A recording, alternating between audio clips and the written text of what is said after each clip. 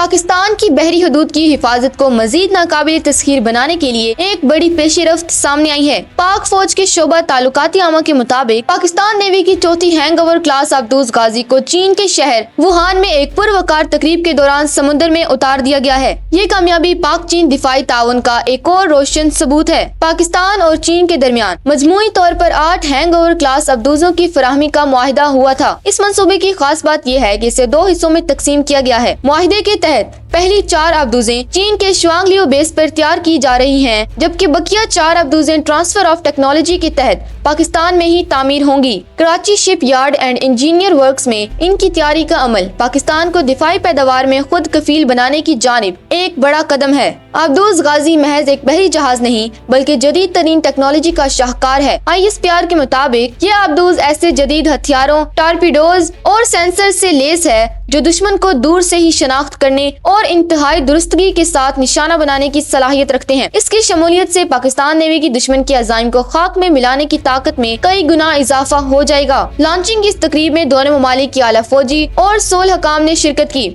माहिरीन का कहना है कि हैंगओवर क्लास अब्दूजें बहरिया अरब और खिते में तवाज़ुन बरकरार रखने के लिए इंतहाई जरूरी हैं। ISPR का कहना है कि इन अब्दूजों का मकसद किसी जारहियत के बजाय खिते में अमन और इस्तेहकाम को यकीनी बनाना है ताकि पाकिस्तान के बहरी मफादात का हर कीमत पर तहफ़्फ़ुज़ किया जा सके। चीन में तैयार होने वाली 4 अब्दूजें अब समुद्री तजुर्बात के आखिरी मराहिल में हैं और जल्द ही उन्हें बाकायदा तौर पर पाकिस्तान नेवी के बेड़े में शामिल कर दिया जाएगा। इस पेशरफ्त से न सिर्फ पाकिस्तान का बहरी दिफा मजबूत होगा बल्कि मुस्तकबिल की जंगी जरूरतों को पूरा करने में भी मदद मिलेगी।